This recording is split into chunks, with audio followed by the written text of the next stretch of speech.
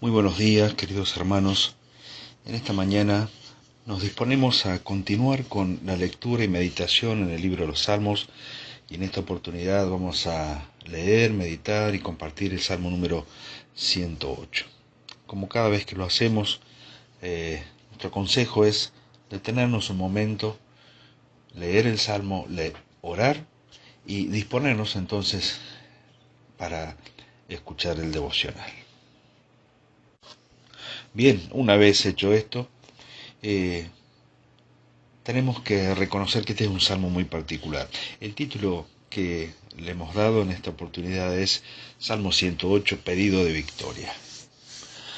El Salmo 108 es un salmo especial. Queda bien claro, inclusive en nuestras referencias bíblicas, que es un salmo compuesto. Es decir, este cántico, que tiene como título Petición de ayuda contra el enemigo, cántico Salmo de David, está compuesta a su vez por dos salmos que fueron escritos anteriormente por David: el Salmo 57, del versículo 7 al 11, y el Salmo 60, del versículo 5 al 12. Algunos críticos de la Escritura plantean que el Salmo 108 no tendría que catalogarse como tal, porque es nada más y nada menos que la copia casi literal de las otras dos porciones que hemos mencionado. Y sin embargo, aquellos que comprenden que toda la palabra de Dios es inspirada por Dios, entienden que no hay ningún inconveniente en que David haya tomado nuevamente sus propias palabras de antaño para conformar un nuevo salmo con un nuevo propósito.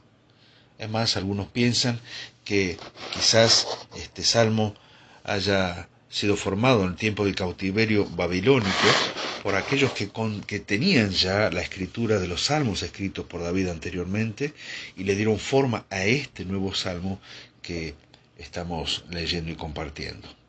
Sea de una forma o de otra, no podemos dejar de lado ni podemos pasar por alto el hecho que detrás de toda la escritura existe una persona que está guiando absolutamente todo. Y esa persona es el Espíritu Santo de Dios. Graham Scroggie expresó con respecto a este salmo. Dice: palabras viejas son adaptadas a nuevas necesidades. Cuando un predicador se jacta de que nunca ha repetido un sermón, se desacredita a sí mismo o al sermón o a los dos. El Señor Jesucristo repitió varias veces las mismas palabras. Palabras que son lo suficientemente buenas como para usar una vez, lo serán para ser usada muchas veces.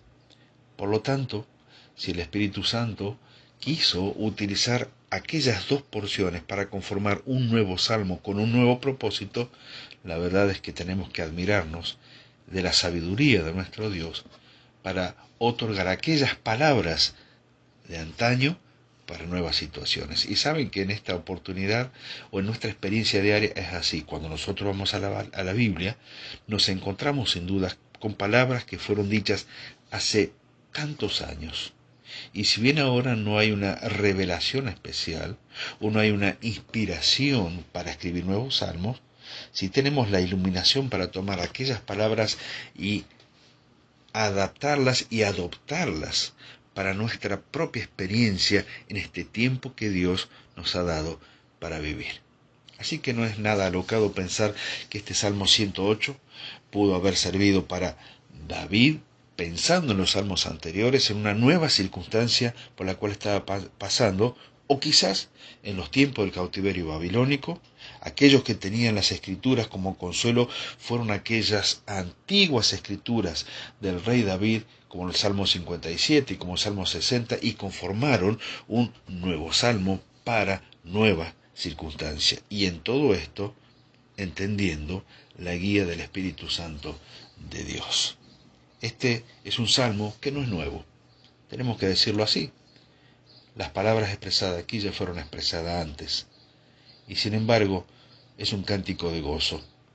Y esto puede expresarse en palabras y frases nuevas y viejas. El salmista mira hacia atrás y hacia adelante. El Dios de David de antes es el mismo Dios de ahora. El Dios de David vive aún y el Dios de David guía aún. Este aún se aplica para el tiempo de David, pero este aún se aplica para nuestro tiempo. Cuando uno comienza a leer los primeros versículos, nos encontramos con una expresión de confianza. Mi corazón está dispuesto, Dios, cantaré y entonaré salmos, esta es mi gloria. Literalmente significa mi corazón está fijo. La disposición tiene que ver con la firmeza, porque debemos tener siempre una determinación de engrandecer el nombre de Dios con corazones fijos, afirmados y dispuestos. Y al hacerlo no tenemos que temer usar las mismas palabras que usamos quizás en otras circunstancias donde aún también necesitamos ser librados del enemigo y necesitamos victoria ante nuestros enemigos. En medio de las circunstancias cambiantes de la vida, es bueno poder decir, mi corazón está dispuesto, mi corazón está fijo, está afirmado. La realidad es que lamentablemente no son muchos los que pueden decirlo. Sin embargo, la vida victoriosa es aquella que se aferra a una firme resolución de seguir en un solo camino, el que elige Dios. Un corazón fijo es un corazón atado al Señor. Cuando David escribió el Salmo 57, era un fugitivo y su vida era inestable e insegura. Sin embargo, su fe, firme como una roca, le hacía triunfar de tal modo que antes del alba él podía ponerse a la boca de la cueva y alabar a Dios llenando el aire, como dice un escritor, con la dulce melodía de su arpa y salterio. Según la tradición, el Salmo 60 fue escrito después de una victoria sobre Edom, y es un cántico gozoso de victoria. Es apropiado para una ocasión nueva por la promesa de victoria que contiene. Entonces su corazón está dispuesto, está fijo, está firmado y le permite regocijarse desde el principio hasta el fin. Él halla descanso en la voluntad de Dios y en someterse a esa voluntad será el secreto del triunfo en todas las circunstancias. Cantaré y entonaré salmos. Qué maravillosa expresión de una persona que aún estando oprimido externamente, sabe que en todo momento puede elevar su pensamiento y sus palabras y su corazón a un Dios que ha prometido cuidarlo y protegerlo como la niña de sus ojos siempre. Esta es mi gloria, dice el salmista, esta es mi gloria. Mi gloria cantará. Y ahí el salmista se está dando cuenta de que por sobre todas las circunstancias, la gloria de Dios es lo que lo mantiene y lo sostiene en todo momento. A lo largo del Salmo, David utiliza expresiones para hablar acerca de esta victoria solicitada. Y lo hace desde el conocimiento, no lo hace desde la incredulidad. Por ejemplo, del versículo 1 al 5, David expresa su confianza en Dios. Y a pesar del problema que tiene, David se siente firme y dice que alabará a Dios delante de las naciones. En el versículo 4 nos encontramos con David alabando el amor y la fidelidad de Dios, cualidades que David espera que Dios habrá de mostrarle. También en el versículo 5 encontramos que David expresa un deseo de que la gloria de Dios sea exaltada en el mundo. Y la implicación es que si Dios actúa a favor de David, Dios será exaltado aún más. Por lo tanto, Dios actuará. David le recuerda a Dios que Dios ama a su pueblo. Si Dios en verdad ama a su pueblo, entonces actuará a favor de él. Y David recuerda a Dios de las propias palabras de Dios para motivarlo a actuar. Dios, tú mismo dijiste que reinas soberano sobre las naciones, pues entonces muéstrate soberano. Y David usa preguntas para expresar a Dios cuánto depende de él. ¿Quién más tengo sino a ti? Entonces, este Salmo 108 es un salmo que nos permite pensar que nuestra vida puede ser una vida de victorias, pero siempre en dependencia de Dios, siempre en dependencia de Él. Necesitamos victorias para afirmar nuestro corazón. Podemos pedirle a Dios que nos otorgue victorias diarias sobre Satanás, las tentaciones y aún sobre nuestra propia carne. No debemos esperar a que las cosas sucedan. Podemos anticiparnos antes de que sucedan. Podemos anticiparnos a las derrotas, porque tenemos las herramientas para que esto pueda ser así. Es decir, ante las tentaciones externas e internas, siempre tenemos el mismo recurso. Dios es nuestro refugio y nuestro amparo. Él es el que nos da la firmeza y la fortaleza. Es interesante que a partir de los versículos 7 al 9, David mira hacia atrás en la historia vivida. Mira hacia atrás. Recuerda todo aquello que tenía que ver con Siquén, con el valle de Sucot, con Galaad, con Manasén, con Efraín, con Judá, con Moab, con Edom, con Filistea.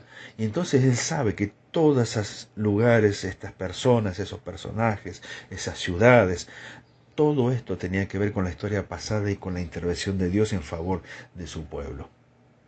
Por lo tanto, él constantemente puede mirar a las victorias anteriores y afirmar su corazón una vez más. Qué bueno es cuando nosotros, como hijos de Dios, podemos contemplar nuestra vida actual y mirar el día de ayer, la semana anterior, el mes anterior, el año anterior, nuestros años antes de este día, y ver que no fueron años de derrota, o meses de derrotas, o días de derrotas, que a pesar de que hubieron pocas derrotas, mayores fueron las victorias para la gloria de Dios. La historia de nuestra experiencia con Dios es lo que afirma también nuestro corazón, porque podemos mirar hacia atrás y volver a decirle a nuestro amado Dios: Señor, dame victoria. En el versículo 10, 12 y 13 encontramos las últimas palabras de este salmo. Y es que en estas palabras de estos versículos encontramos una convicción.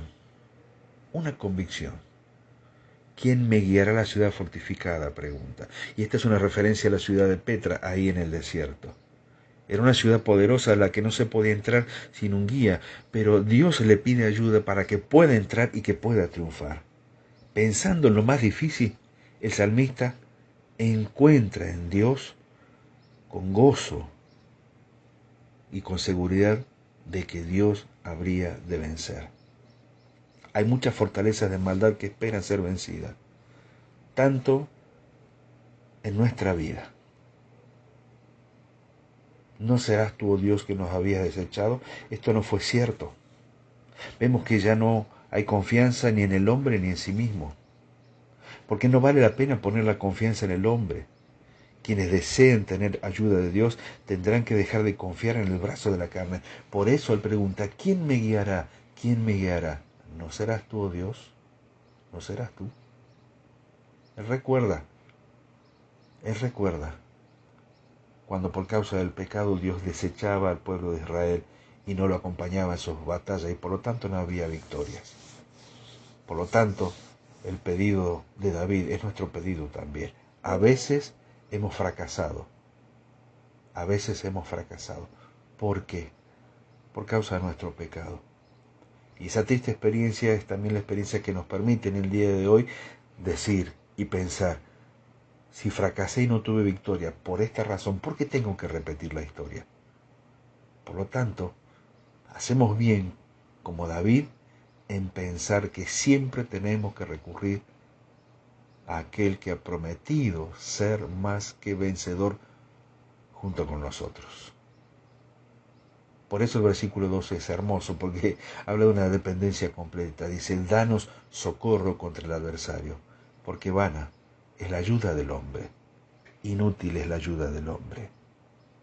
Por lo tanto, en Dios, y este es el cierre perfecto a todo este salmo que pide victoria al Dios que la puede otorgar, en Dios estas dos palabras encierran el secreto de toda victoria para nuestra vida. En Dios haremos proezas y Él hollará a nuestros enemigos.